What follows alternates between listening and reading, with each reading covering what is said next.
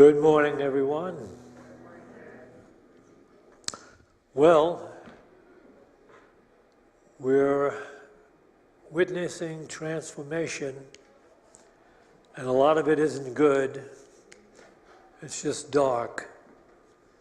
But remember, it's always darkest before the dawn. So we'll get through it somehow. I just want to remind you, you have a phenomenal opportunity to catch an amazing workshop coming up. It's going to start on Friday with a presentation by Dr. Charlie Cropley, and then it'll continue on Saturday. If you want to take the workshop, will be at 10 a.m., 3-hour workshop on naturopathic healing. And you remember that Dr. Charlie Cropley was the one that was instrumental in healing me of COVID. I just want to remind you of that. You'll hear more about it from the announcements when Mike gives the announcements. Is there anybody here for the first time? She's not? She is? Raise your hand. We have a gift for you. We have a gift. Yes, we do. All right. Raise your hand high. Oh, I see. You're only here sometimes. On rare occasions. She's right. Well, she's already had too much marijuana. Okay. Is there anybody here from another unity by any chance? No? Yes? All right. Well, you're going to enjoy this talk being given by Syntysche. She's amazing.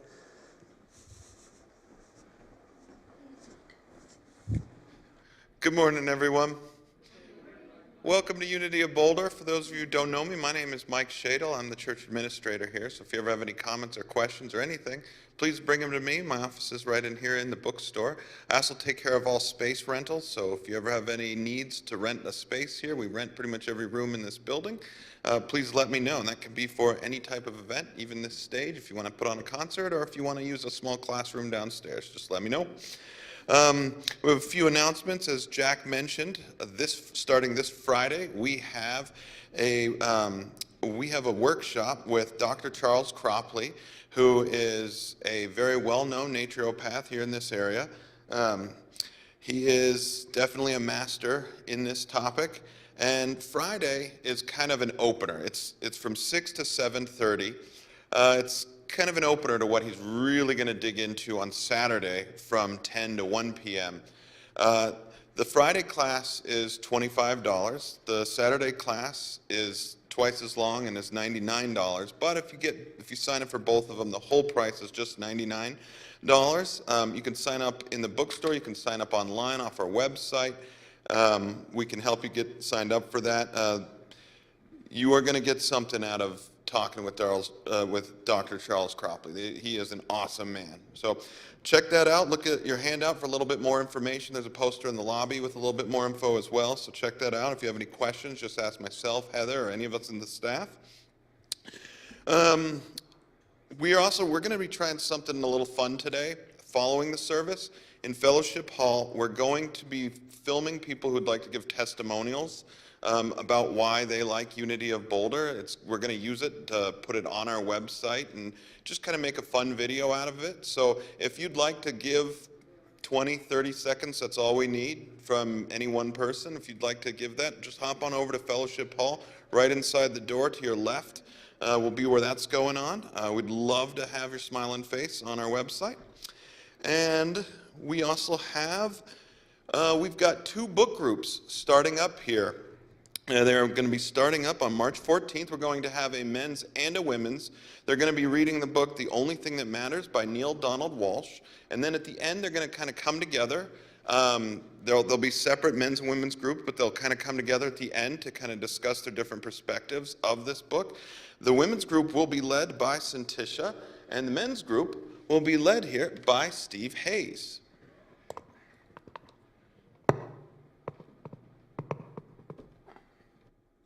I am so looking forward to this group. You know, the world is crazy, and to meet this craziness we need all the connection we can get, community, inspiration, and solidarity. And the women have been having this solidarity with a good book group for a long time, for years. But now, men, we have our chance. I will be facilitating it, and it will be a structured men's group. There'll be a study guide. Like Mike said, there'll be opportunities to interact with the women's group. So it's March 14th to April 11th. Men, I look forward to seeing you there. All right, now let us take a moment for prayer. So go ahead and settle into the pew. It's always good to start prayer with relaxation. So just take a moment right now to relax, let go of the world, and breathe.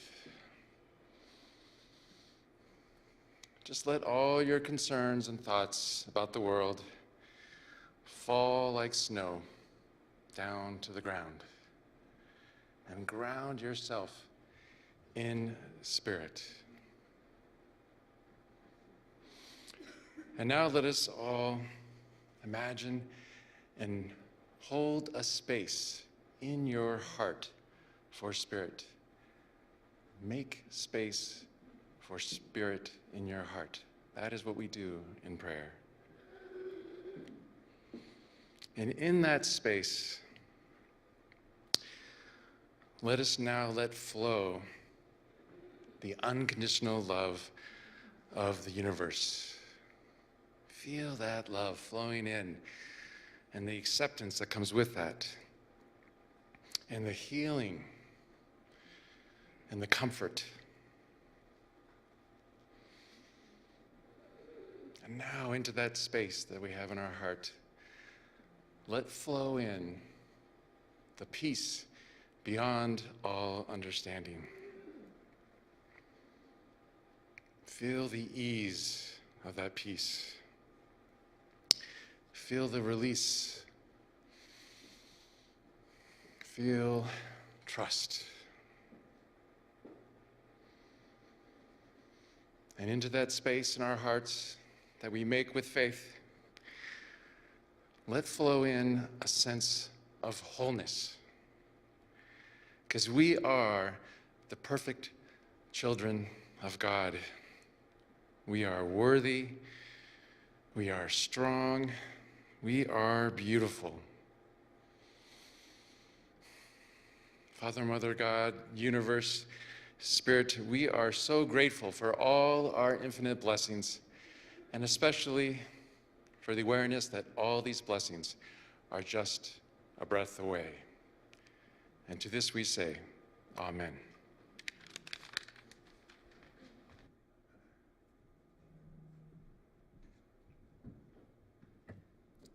Good morning.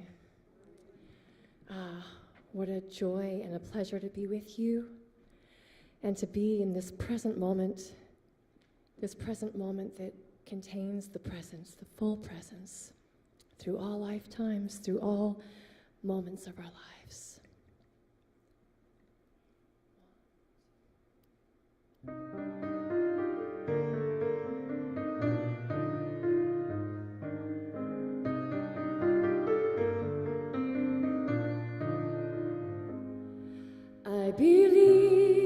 I believe in the power of now. I believe I will see if I let go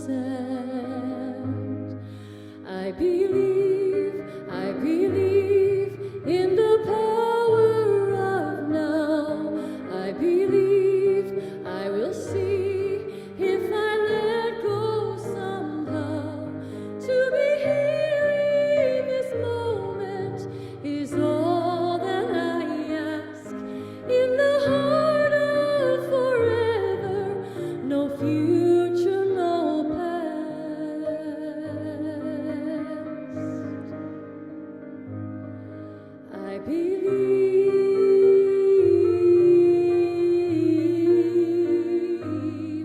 I believe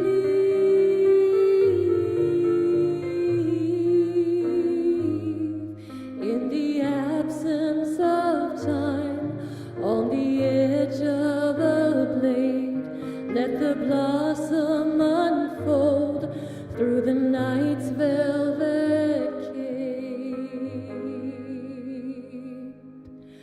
I believe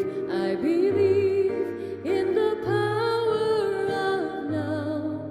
I believe I will see if I let go somehow.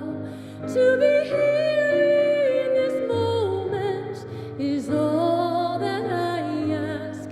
In the heart of forever, no future, no past.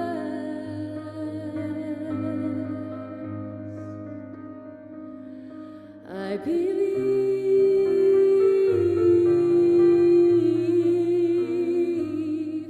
I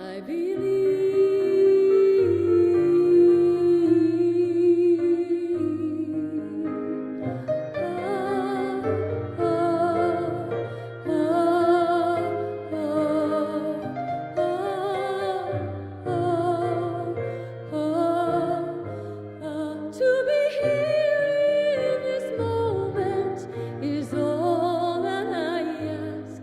In the heart of forever, no future, no past.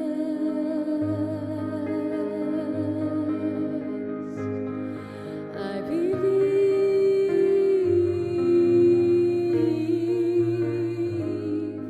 I believe.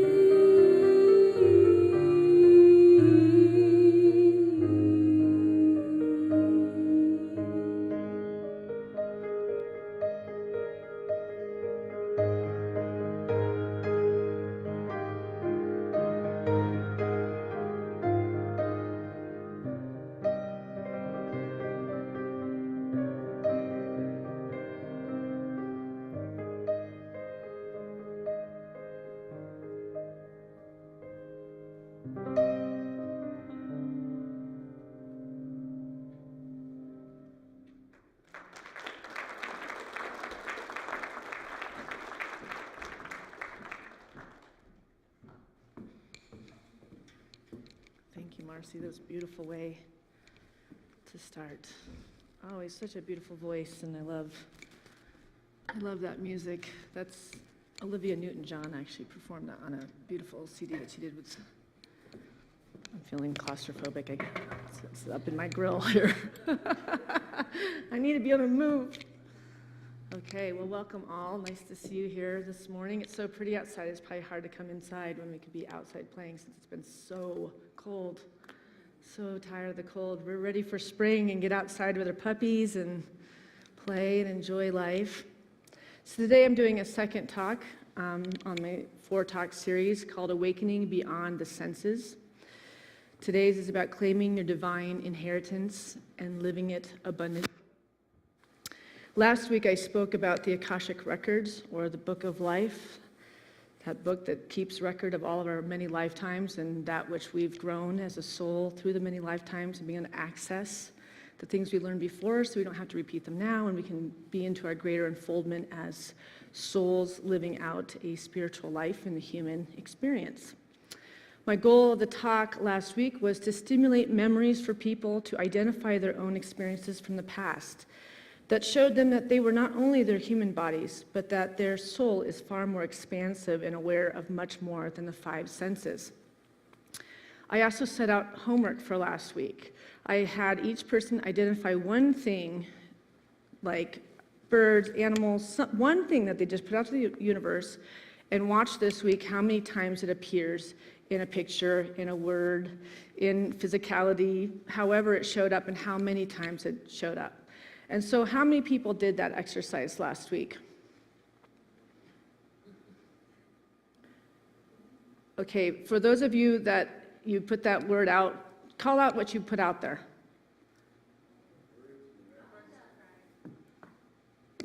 What's yours? Peacock. Did you see any peacocks? How many times did you see it come up? 3, 4 times. Who else? Over here I heard one. So it's interesting. So we're really playing with the law of attraction and looking at how much the universe wants to show us that what we put our thoughts upon actually do come into a picture. So what are we thinking about? So this is just a fun way to test the universe and see if it's honorable, and if it does actually bring to us that which we're harboring or holding in our mind's eye. So if we can always judge where we are as far as working with the law of attraction by looking at how we feel in our life right now. So let's just take like an inner check-in. How are we feeling about our life right now? And you can usually figure out what you're holding in your mind's eye by how you feel in this moment.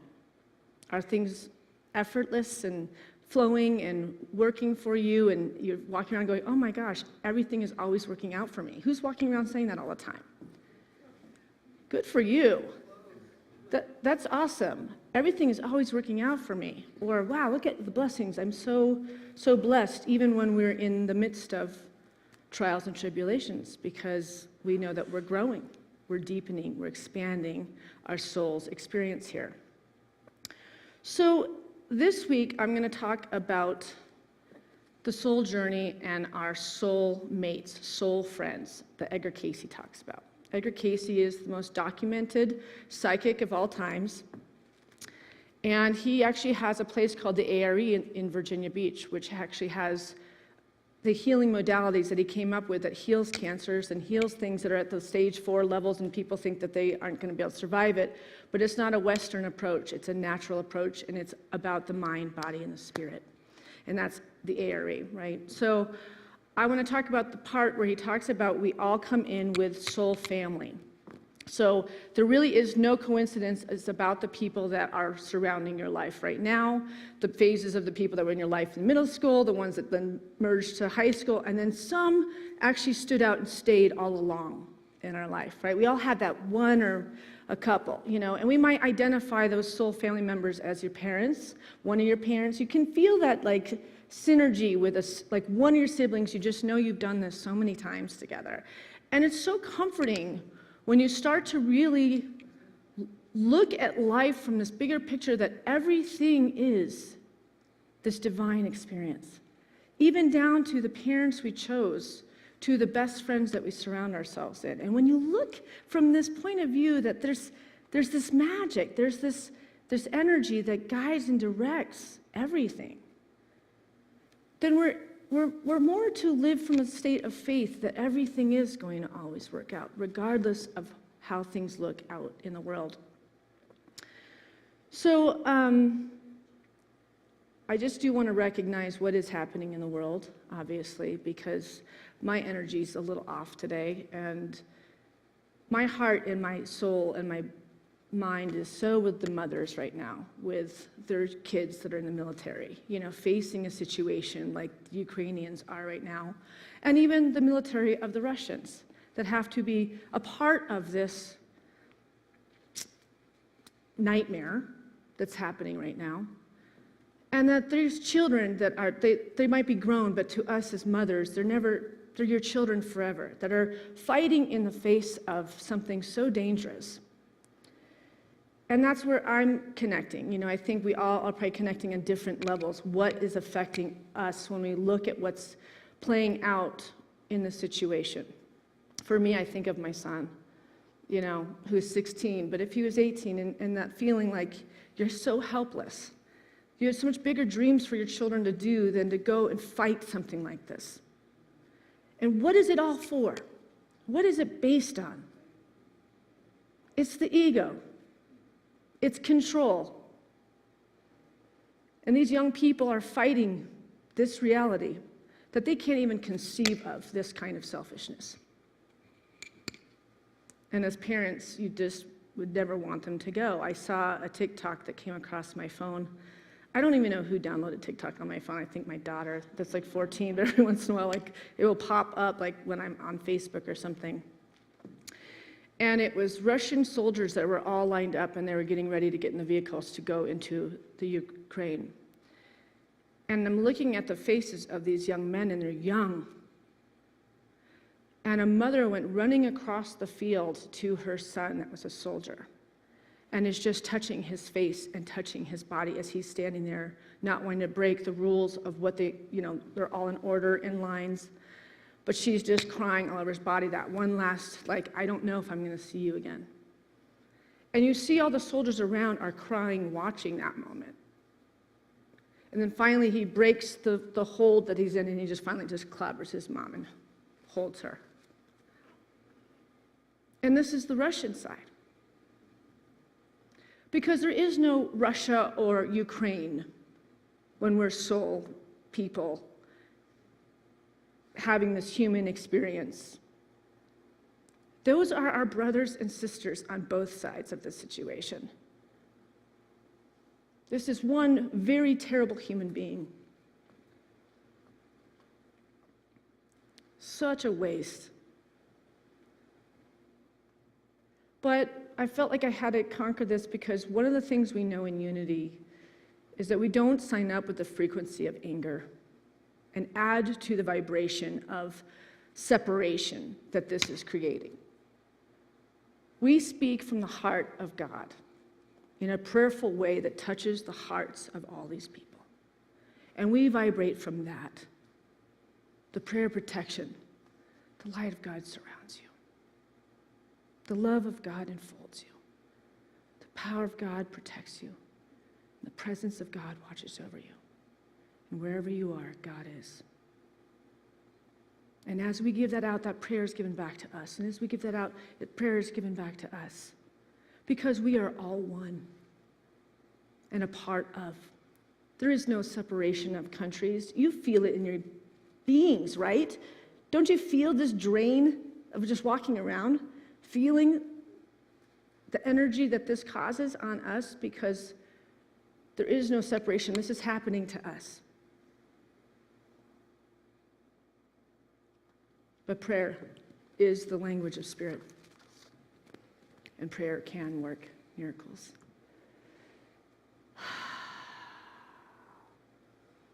So I thought we could just close our eyes for about 2 minutes and just send our prayers to them, and we'll be a vibration.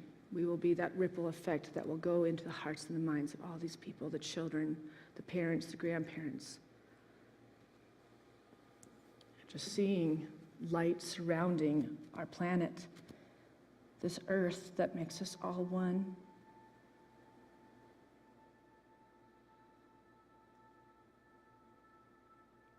We see healing happening.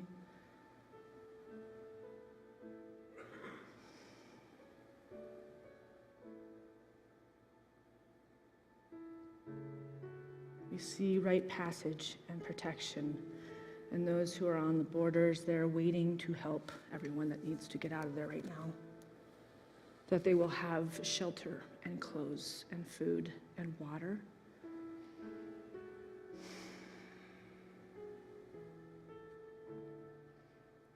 As something is being birthed of healing here. There is no separations. We are all one. We want to see that in the hearts and minds of all these people, that they understand that. They are our brothers and sisters. And we send our love and our light of protection as the conduit of God's peace moves into their lands, which are the same as our lands.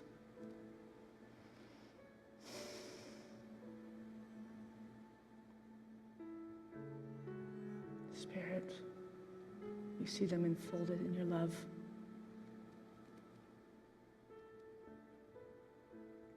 We see them divinely protected. And that you will speak into the hearts and the minds that have any control in this situation to bring peace back to this moment. And we're going to say thank you ahead of time that you're working in and through all these people. Anybody that has any power to make a difference. And we'll hold the space of peace and love as a vibration. To lift up the hearts and the minds and the consciousness of this world to meet this vibration of healing, love, and peace. And we're grateful. Amen. I just felt like we had to start with recognizing that moment before we start to figure out how we can make our lives better. I almost felt a little guilty doing a sermon, like how can we possibly want any more for ourselves? And the law of attraction is always about creating and growing more for our individual experience, and yet there's this guilt in me to do that sermon today because of the fact that we have so much and we are so blessed. And when we live from a state of feeling loved and blessed, we create more of that for our world even, right? So when you want something, all of the universe conspires in helping you to achieve it. When you want something, all of the universe conspires in helping you to achieve it. That's written by Paulo Coelho from a book called The Alchemist. So if we want peace, it doesn't always have to be something for ourselves. We want to see peace in this world. Then the entire universe is conspiring to help this to be achieved. So holding that state of peace, what does that vision look like? Do you see doves flying around? I've been seeing doves everywhere the last few days. So you see that the universe is showing, yes, peace doves are around me constantly because I'm holding a state and a frequency of peace for this world. So that I can feel peaceful in my being, that I'm doing at least what I can do. Because we feel helpless. That helplessness gives us anxiousness. But if we can hold that vibration of peace, we're doing something.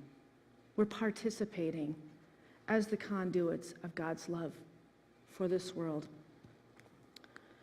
So I read this last week. It's an Edgar Cayce reading, 1650, and it says, "Upon time and space is written the thoughts, the deeds, the activities of an entity. As in relationships to its environs, its hereditary influence as directed or judgment drawn by, or according to what the entity's ideal is," which we're entities. "Hence, as it has been often called, the record is God's book of remembrance," also called Akashic Records, also called the Book of Life. As the activities of a single day of an entity in the material world either makes seem good or bad or indifferent, depending upon the entity's application of self towards that which is the ideal manner of the use of time. Opportunity and the expression of that for which each soul enters a material manifestation, which is life. And the interpretation then, as drawn here, is with the desire and hope that in opening this book of life or book of remembrance, the entity, the experience may be one of helpfulness and hopefulness. And last week we talked about how do we access. We don't have an Edgar Cayce to go lay down and he goes into a sleep state and he just starts to speak from whatever connection that he had to tell us why we have the illness, what is the issue that's going on in mind that's creating dis-ease in the body, and then he'll tell you, back then, go to this mountain, find this particular herb, and then he'd say, go to this particular drugstore. They don't know that it's there, but they have to look behind a certain bottle and they'll find the stuff that you need. I mean, if you read these books, they will blow your mind. That there is in us something that's so unbelievable. And it wasn't just in Edgar Cayce, he just knew how to tap into it, but we all have that ability. Jesus said, I'm the way shower. I'm showing you the way that all of these works and miracles that I do, you will do too. It's not about some Savior Jesus that we have to accept so someday we go to this separate heaven. Who cares about where we go after? How do we create heaven here? Isn't that what we want? Don't we want less anxiousness and stress and sleeplessness? How do we bring heaven here? But when you realize that you're divine by inheritance, in this moment today, you can start to live by application of knowing what you think and what you do and what you feel and what you do all comes back to you. So if you're not feeling good today, you need to look at what you've been thinking about. If you're not feeling good, you're not feeling God. And what does that mean to feel not good and to not feel God? Means you're cut off and you're pinched off from that which your Maker made you. And that means you have choices. You have the choice to step in to this magnificent life experience and be expecting a miracle to happen in everything that's got discord around it at the moment. But you have to believe it first. You know, people will say, I have to see it to believe it. Well, it's never going to work then. You have to believe it to see it. You have to believe it to see it. Start looking at everything as if it's the signs and symbols of Spirit guiding and directing every aspect of your life. James von Prague, who is a psychic in the very midst of us now, who actually works here in the United States, says that 20% of our soul lives within our bodies, and 80% is in touch with everything, every living thing around us, even beyond this lifetime. So when we ground ourselves and connect with this higher consciousness, we are literally tapping into all the wisdom of the universe. You can create your heaven or your health with the thought that we have and words that we use. What we harbor in the deepest part of ourselves has to come to light for cleansing and healing. When we do that, we can literally change any obstacle in our way. Let's sit with that for a second. Anything that's in the deepest part of ourselves, so that's the things that we're harboring that might still be unsettling from our past. Maybe a divorce we've been through. Maybe a loss of someone that we loved so much and we didn't want to do this life without this person here.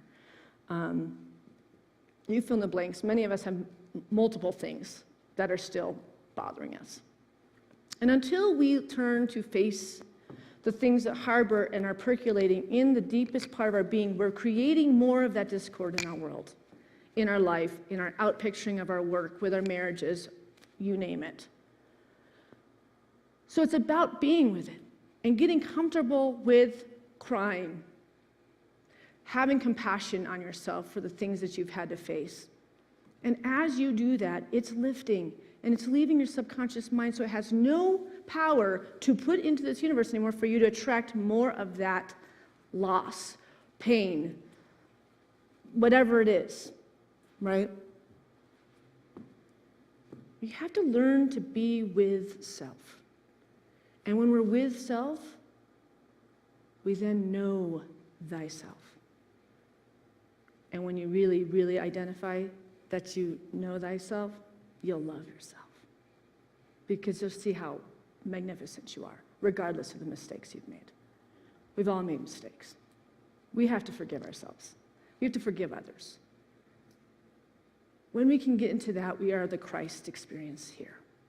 We are mirroring to others that there's this divine nature in them too. Even the ones that really bother us are usually the ones that they're there as an actual teacher.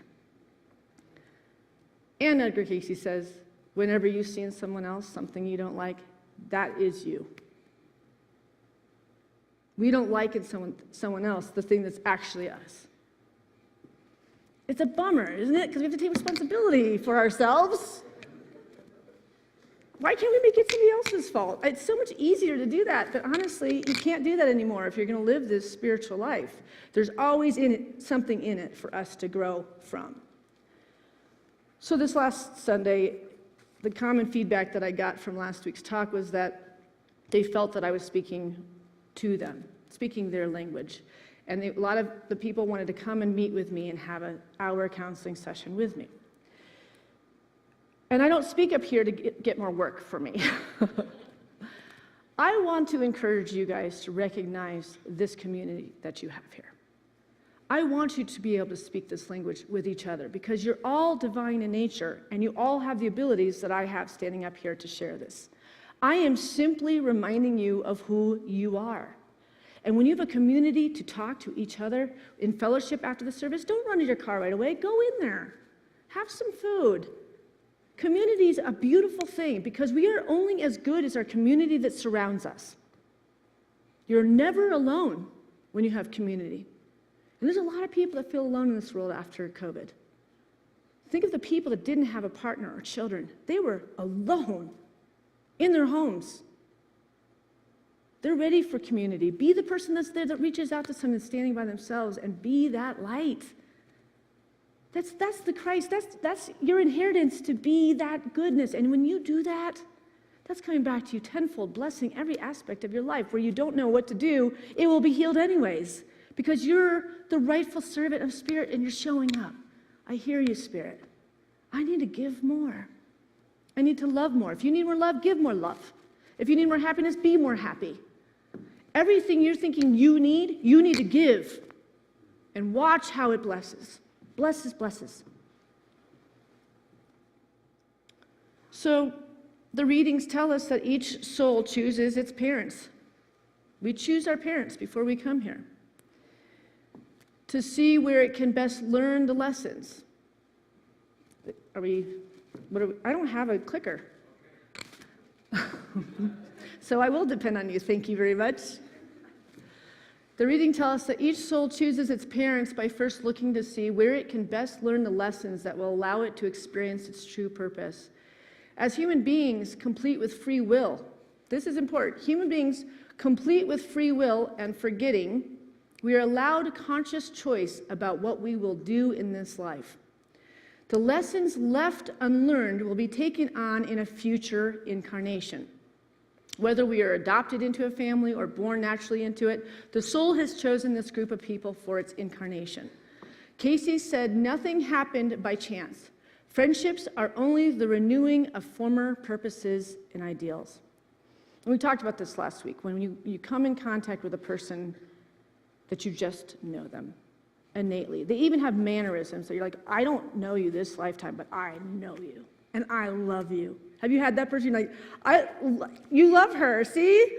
This is beautiful. These are sisters right here. They were probably sisters before, and now they get to be the choice family members, right? I have a girlfriend, Zoe. We've been friends since we were 15 years old. We've hated each other. We've loved each other. We've been in and we've been out. We're much softer as we've gotten older, and there's never any quarreling. But she's my everything. She's my diary. She's my person. And we are so blessed when we have, that's all I always say to my kids, all you need is one really great friend. One really great friend that you can share the ugly, the bad, the good, and they're just like, I love you, regardless of the mistakes you've made. So I think about the parents that I chose to come in with. I think about my two brothers. I'm the middle sister of an older brother and a younger brother. So I was kind of raised like a boy more than a girl. My mom just naturally made us really tough kids. There was no real compassion for getting hurt in our family. Like if you got hurt, it was like you're a badass because you didn't cry kind of thing. It was really, there wasn't a lot of hugging and kissing wounds. She made strong kids though. I'm tough. Yeah, she'd say, we would be babies and she'd say, you just say I tough. And it was like, okay, I guess that's what we do when we just fell off our bike or something. I mean, they weren't like totally normal people, these people, but they were awesome parents. And one of the things that made them awesome is because they never wanted children. We were told that none of us are wanted our entire lives. So we never could cry that they liked one more or the other. They just simply never wanted any of us. So therefore, it was an equal battleground. But it was said in love, like it was funny. They were funny. They were sarcastic New Yorkers. So it was just like, I don't even know why you're getting upset. None of you were planned. None of you were wanted.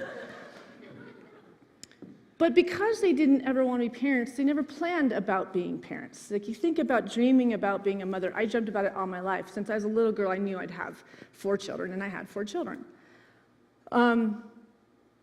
With 3 still in the world with me. But because of the spontaneity in their parenting, they were fun. There was no plan. They were like having teenagers raising us. They were discovering their lives abundantly while we were carted along with things like whitewater river rafting in like the Indian lands. And he just borrows some like big boat from somebody at the church that was a person that actually did that, decides to throw the kids in the boat, when the water's higher than it's ever been. It's super dangerous. Our dogs are in it. The first day, all of the food falls off of it, and we're stuck in a boat for 4 days, like with no food. Like these kind of experiences. Like they weren't afraid that we could get killed and stuff. It was like, God takes care of us. It's one of the greatest memories of my life, but it was super dangerous. Like, I would never do this stuff with my kids, but I mean, it was fun to be their kids, right? We hiked down the Havasu, the Grand Canyon, which is like a 12, 13-mile hike in the blazing sun in the summers. And there was no cell phones, and there was nothing to do other than really swim. And they just left us to find ways to fill our time for like 2 weeks. And they would read and they'd do whatever. We'd go on hikes and go to crystal caves and things like that. But there was a bond between my brothers and I because we were each other's best friends. That's the only choice we had. And I have a fond memory of being down there, and we were very good hacky sack players. We played hacky sack a lot because it was something we could do, and we were all athletic. I was a dancer. Del was a gymnast. Actually, both of my brothers were gymnasts. And this one night, we were hacky sacking, and all the other campers were kind of observing our family because we were laughing and whatever else. And eventually, it got too dark to see the hacky sack. And we were about to clear the game, but then my dad just walked over, and he picked up the hacky sack. He looked at us, and he just started hitting privately with a stick this hacky sack. So we could be flipping around, looking like the most amazing acrobats, playing, and the whole campground was just blown away by this hacky sack game. That was an imaginary game. And I look back on that with such a happiness in my being of organic fun. The organicness of when you don't have phones and you don't have all these things that are distracting you, how you become so intuitive. My dad didn't say, well, I'm going to grab this hacky sack and I'm going to take a stick and now you guys act like you are acrobats and we're going to blow people's minds. It was just in our wisdom, it was in our experience that we just started playing and doing this thing because we were a united, wired family. We were a soul family and we practiced that soul familyness, and so it was special. And I don't think I've given this to my children. I think the phones have been a big problem in my life to be able to give them this type of an organic experience. We went to Native American dances that no white people were ever invited in. Our family was always invited in. We stayed with natives. My mom is native, so I mean that helped. But that magical existence, I'm talking about this because I want you guys to face this summer and go play. We're all so responsible for paying our bills, and we're looking at the gas prices are going to go up and groceries are 3 times as much. The news just wants to talk you out of possibly getting your car and just going on a road trip. Man, go! We don't know what the future holds. But we've all been so guarded by this COVID, and it brought up all of our paranoias and all of our OCD issues and all this. Get out of the normal, regimented life that you're in and go let Spirit take you where you belong. That's what my dad would always say when we left on a road trip with our family's Volkswagen van. We'd say, where are we going, Dad? And he'd say, wherever the car's going to take us.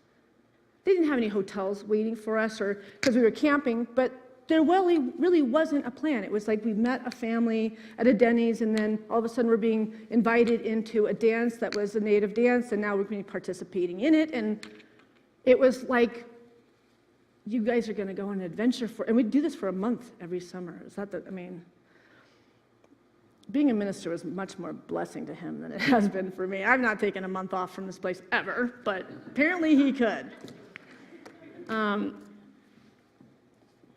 I'm going to manifest that, actually. That's what I'm going to manifest. I'm going to go hacky sack with my children. But all that adventure and all that bravery, and we were wild kids. We weren't scared of life. We faced life. We faced the obstacles, and we knew when the obstacles were there that they were our teacher. We were raised to speak this unity language. And then I grew up and I got married to my junior high school sweetheart. We divorced at 25, and then I got married again. And I married the most scared human being on the planet. OCD, every possible mental apparition that you could have. And the only word to everything was no.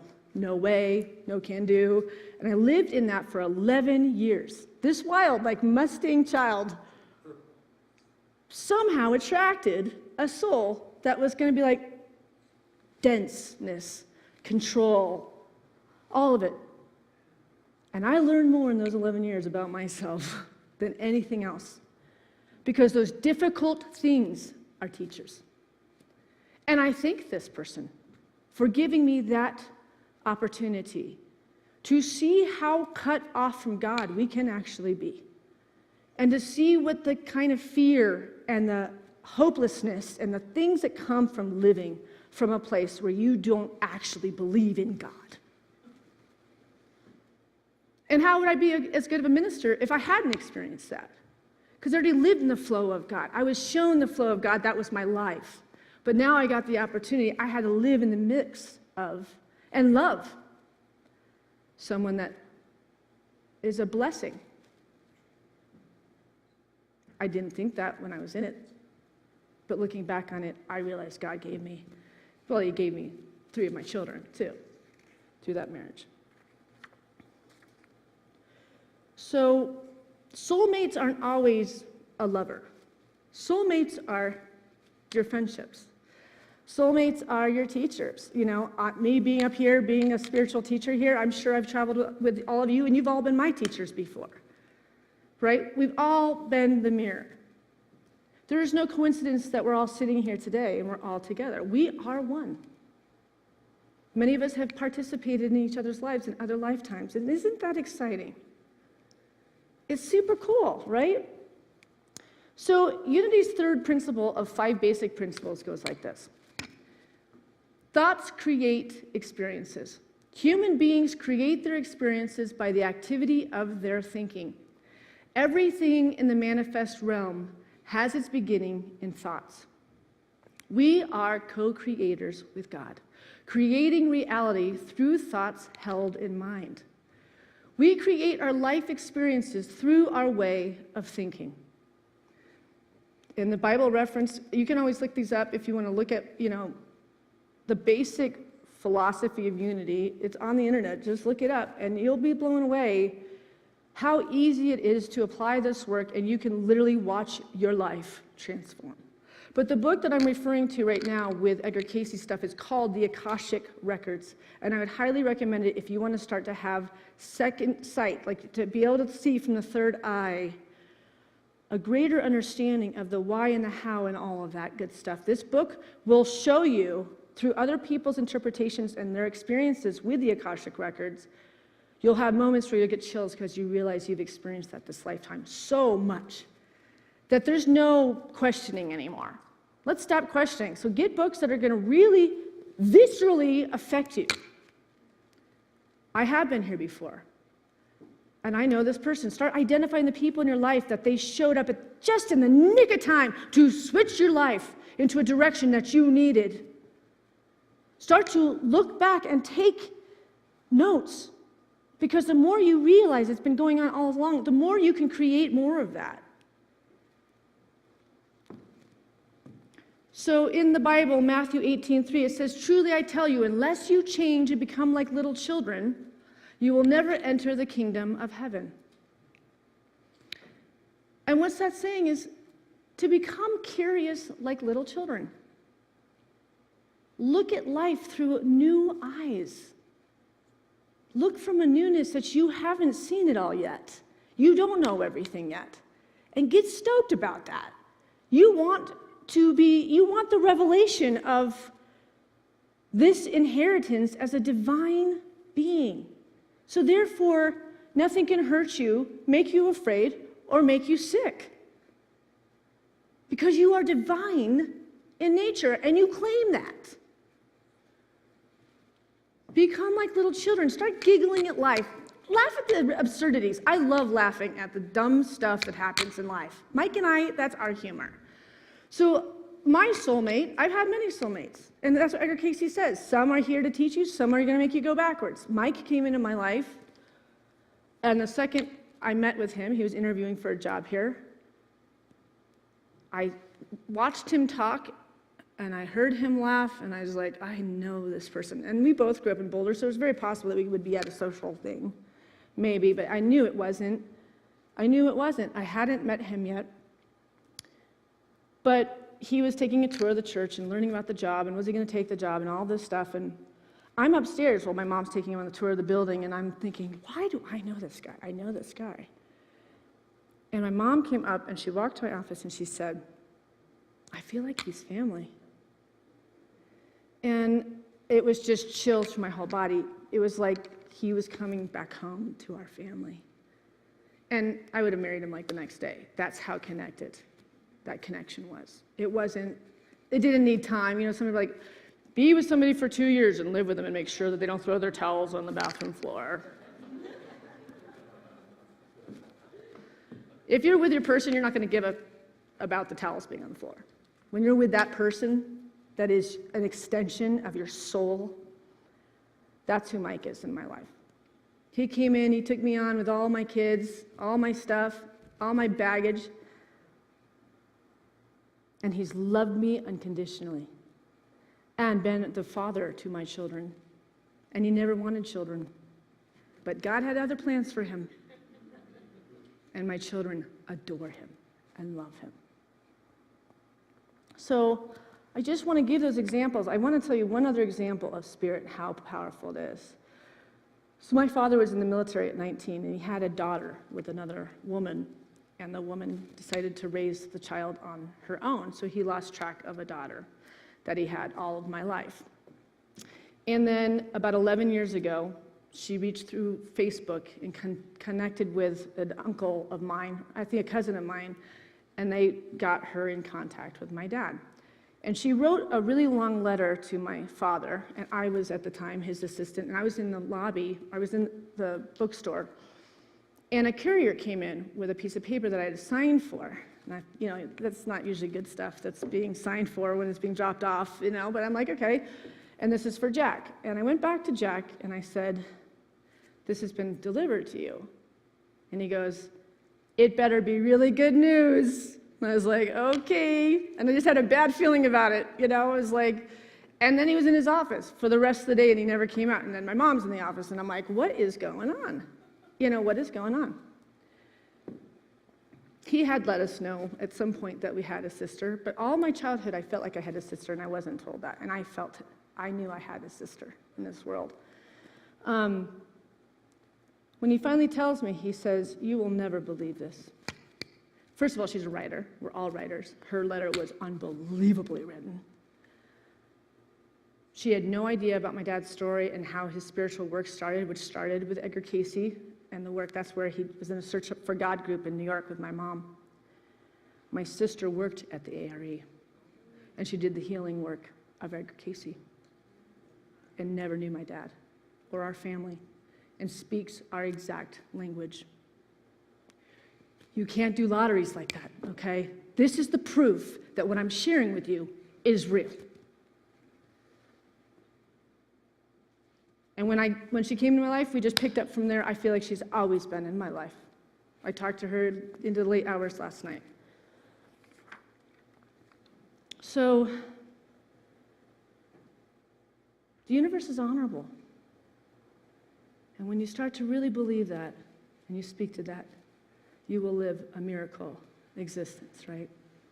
So let's go into meditation. I'm going to repeat the same meditation as last week. See if we can take it a little bit deeper. And if you didn't do the exercise last week where I said to pick out like butterfly, dove. For me, I did elk, and we had elk all over our back mountain because I live right outside of Lyons. And we haven't had the elk on our back mountain all year because I guess it's not really been cold enough, and now it's so cold they come down from. And Mike and I have been witnessing every day our elk, and we're just sitting at the window just like, God, we are so blessed. We are so blessed. Like, how did we manifest this? 2 kids that never went to college? I mean, are you kidding me? We have land outside of Lyons because we know thyself and we love ourselves and we learned how to manifest in this world. And you can too. Obviously, I went to ministerial school eventually, but let's just close our eyes and let's just start with gratitude. Let's just start with gratitude. What can you say thank you for today?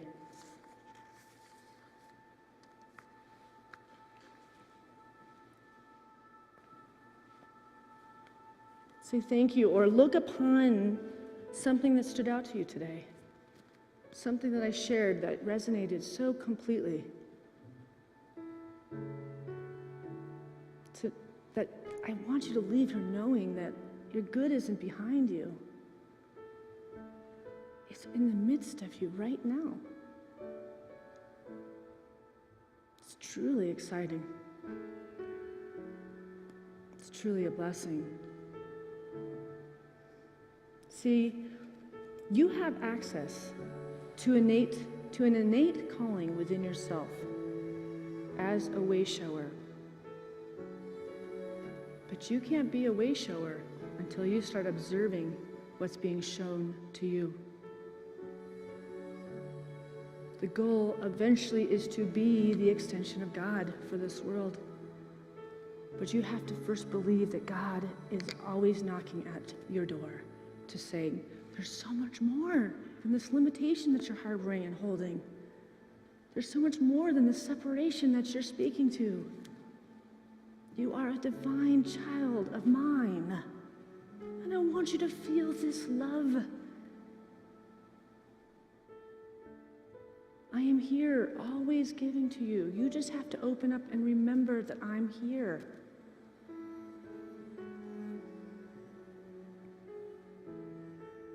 You are an emissary of the Creator, bringing a message of the greatest love and hope that this planet has ever heard. And all of creation is watching us right now, as the ones who have chosen to be here at this time. We are here to hold a space of healing where there's discord in this world. We are here to speak the words into the universe that brings peace to this world. And then we will be able to birth the new age,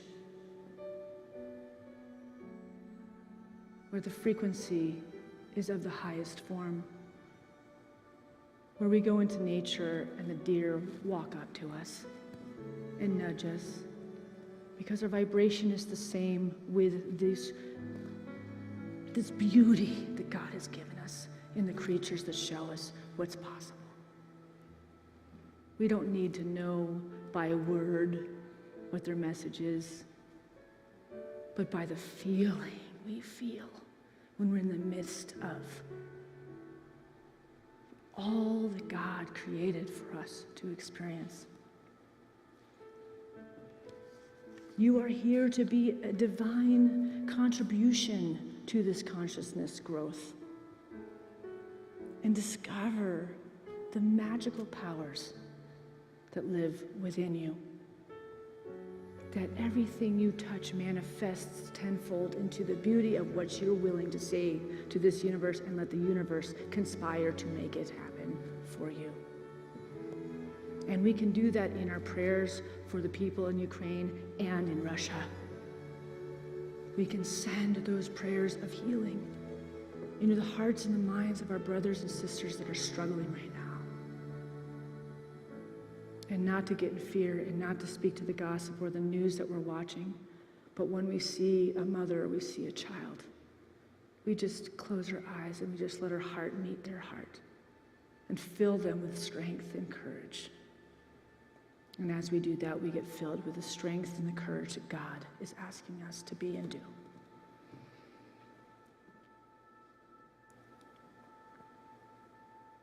Peace be still. Peace be still in me and you and all of us. Dear God, please help all of our brothers and sisters that are struggling right now. And use me to be a conduit however you need me to serve your love for this world. I'm open and receptive, and I'm listening, and I'm watching my dreams, and I'm becoming a part of this divine inheritance. And I'm so grateful, God, for everything that I have. And so to this, I say, thank you, God. Let's say that out loud, all of us. Thank you, God. Thank you, God. Thank you, God. Thank you, God. Amen. Love you guys. You're welcome.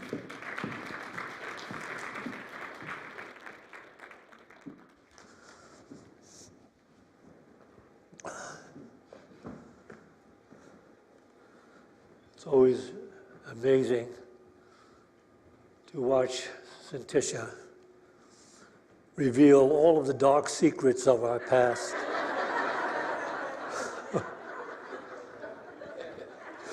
We should have known that was coming. Because when she was in Sunday school at 5, 6, and 7 years old, and there's a lot of things that take place, outside the scenes. People in the congregation should know all the personality things that take place in the church. There's just human beings, and you've got to deal with all this stuff. But if we wanted to find something out about somebody because we weren't sure something was going on, we would ask Syntysche, who was 7 years old. She knew everybody's backstory in the church. I don't know how she did it. She couldn't have been in Sunday school. She must have just said her whole life has been like a spy. And now we're suffering because of it. Anyway, she always gives a great talk. She's so filled with love and shares that in such an open, beautiful way. You'll really find someone who laughs as much as Syntysche. She really enjoys being holy and fun, open, spontaneous, and still wild. Okay, so where can you go to get this kind of, stuff? This is incredible. So freely you have received. Let's take a moment now to freely give back. As you take your offerings in your hands, you can put them in the basket. Oh yes, come on down the aisle. Those are. I'm about to revealing you. Okay. And those of you that are watching online, you can donate to Unity in any one of these ways. I think there's a place on you scroll down, you can donate that way. So bring to mind that financial gift you'd like to make to Unity so we can continue to expand. And by the way, when we talk about expanding, we've got people hired to be doing stuff on the social media to try to expand what Unity is, because a lot of people don't know, and they're afraid of what they don't know, but we're trying to reveal more of how Unity is a very experiential, spiritual experience in the present. So you bring your gift to mind, that financial gift you'd like to make to Unity, and let's bless it with this offering prayer. Divine love, through me, blesses and multiplies all that I have, all that I give, and all that I receive, because I give. So it is.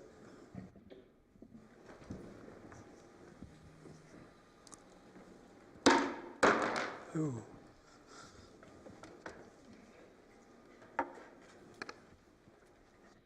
I just feel so grateful to be here with you all. I learn so much from Syntysche and Jack every time I'm here, and I'm just bowing, and I love hearing your stories, and I love just being in this incredible space that you all have built over the years. I just want to say thank you for the amazing things that you have done. Can we just give them a hand?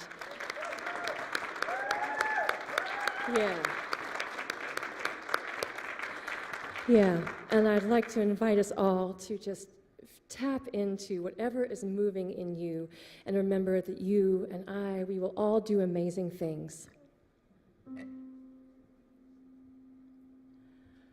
Amazing,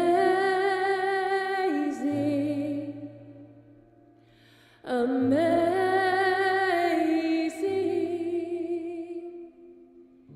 you will do amazing things. Amazing, amazing, you will do amazing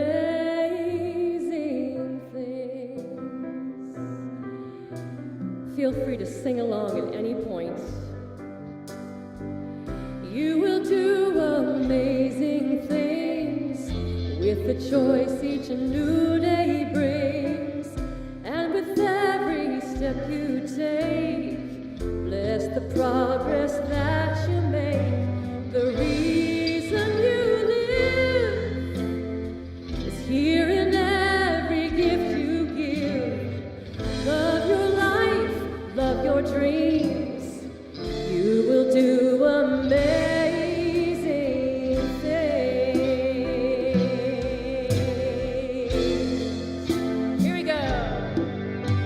Amazing,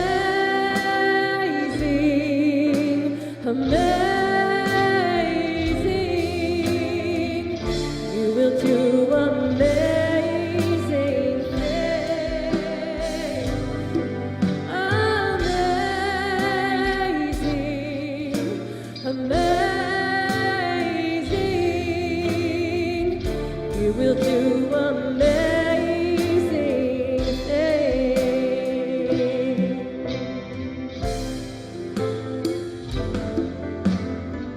Oh, the places you will go, and the people you will know.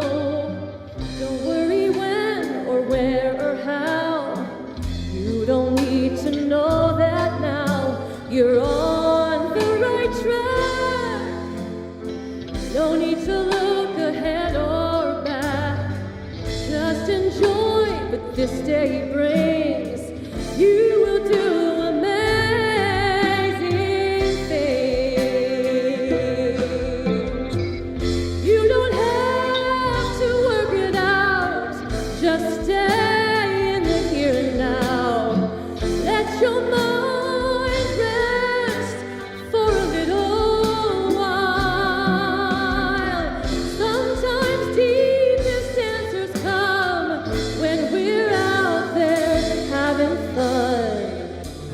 close your eyes and take a breath and, oh yeah, smile.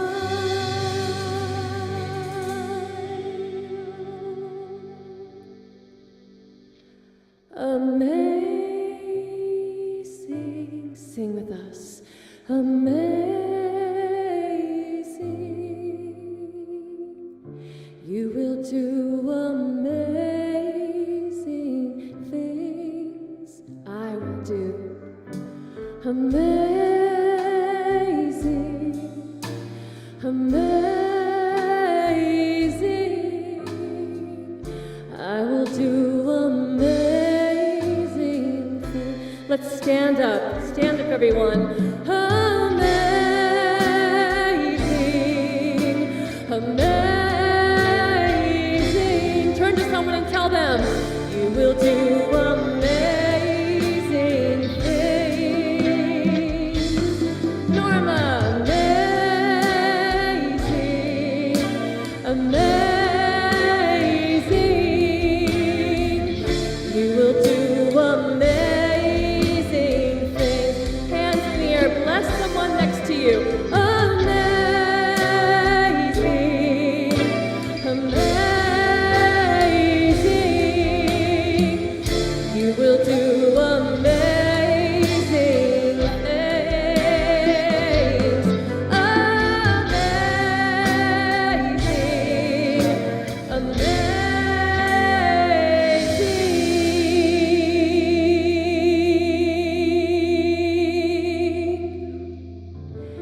You will do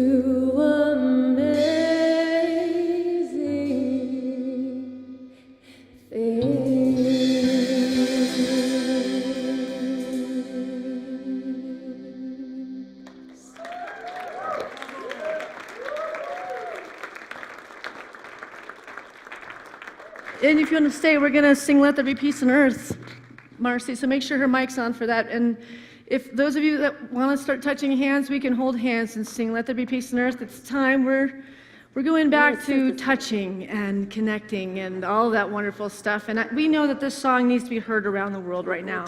We need peace on this earth, for sure. Right. All right, here we go. Let there be peace on earth, and let it begin with me.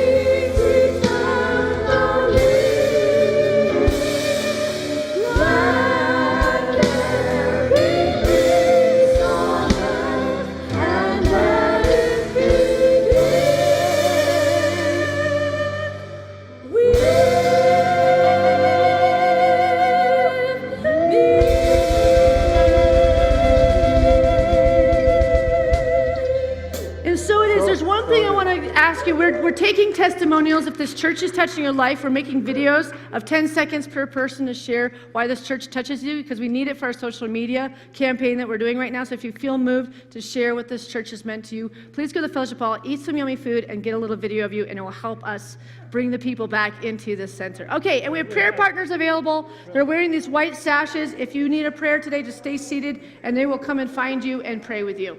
All right, let's go with I Release. All right.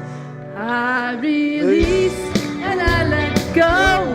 I let the Spirit run my life, and my heart is open wide. Yes, I'm only here for God. No more struggle, no more strife. With my faith, I see the light. I am free in the Spirit. Yes, I'm only here for God. I release and I let go. I let the Spirit run my life, and my heart is open wide. Yes, I'm only here for God. No more struggle, no more strife. With my faith, I see the light. I am free in the Spirit. Yes, I'm only here for God.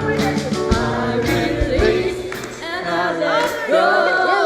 Let the Spirit run my life. And my heart is open wide. Yes, I'm only here for God. No more struggle, no more strife. With my faith, I see the light. I am free in the Spirit. Yes, I'm only here for God. Yes, I'm only here for God. Yes, I'm only here for God.